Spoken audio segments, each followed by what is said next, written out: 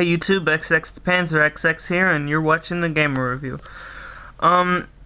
It's about 7 a.m. in the morning. I've been up all night again. I'm really tired. I was thinking about either just hitting the hay or just relaxing, but I remembered I promised you guys a tactics review. Talked about tactics a little bit, so I said, fuck it, I'll go ahead and do that real quick for everybody. First thing I'm gonna talk about is armor tactics, using your armor. Now, depending on what kind of general you are, you either use a ton of armor, a little bit of armor, or no armor whatsoever. As for me, I think it's important to utilize all aspects of the game, every advantage you can get. I like using infantry and tanks and a lot of mechanized vehicles. I mix a little bit of everything for maximum result. And the first thing I'm going to show you is, I'm not exactly sure how I'm going to do this. I guess I'll find out as this video unfolds if I'm just going to show you like one tactic per video, or I'm just going to talk about tactics. I'm not sure. I guess so I can put out some more, a bunch of videos, that way I have some stuff to put out. I'll show you just one tactic per video, but I'll go into detail about it so they're not little quick videos.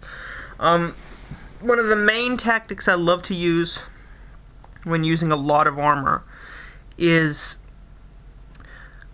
I like to keep my armor division to the sides. Now I just set up a little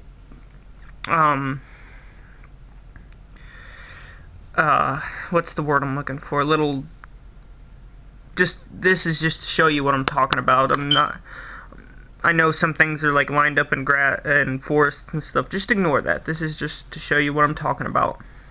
But this might not be the particular units that I would use, but you know, this is something like it. I would try to keep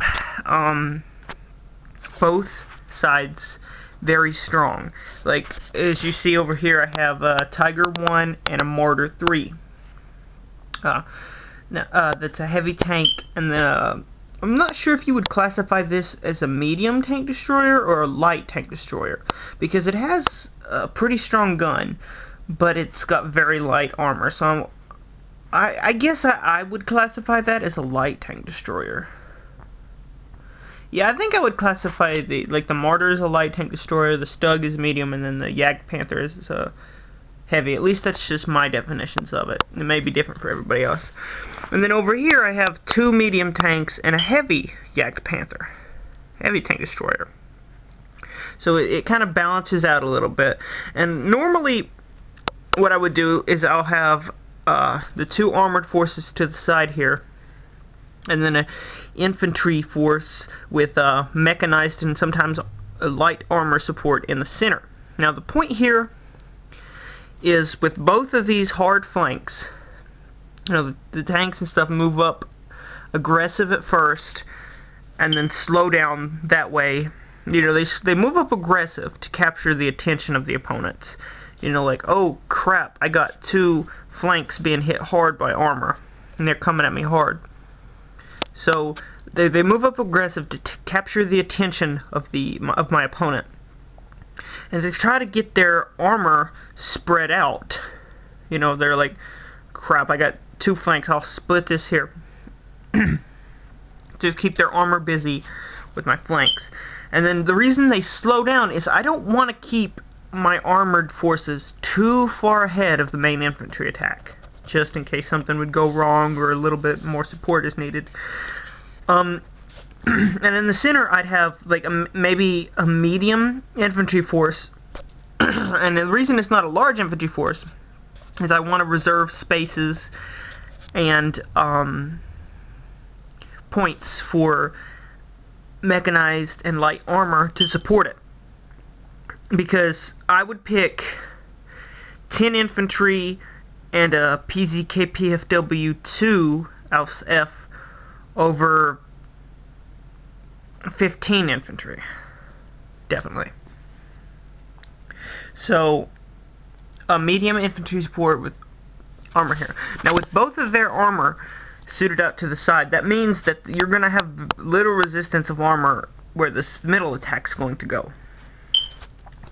You know, they may be thinking the same thing and have some infantry support there, but or some mechanized support there. But that's why I like to have the PZK PFW2. Now, a lot of people think the PZK PFW2, or I'm just going to call it the Panzer II, so everybody knows what I'm talking about. A lot of people don't know the acronyms. A lot of people think that the Panzer II, I remember in quotes, what one guy said was the Panzer II is a what the fuck tank. Well, he's not wrong so much in saying so, because it's definitely not a tank that's built to take on other tanks. But you need to have the strategical and tactical, as well as, or the strategical and tactical intelligence as well as wisdom, to know that the PZK PFW2 is a very, very useful tank. While it won't take on armor, it can take out half-tracks and armored cars. Most of the time, armored cars and half-tracks aren't going to touch it. It could take out infantry.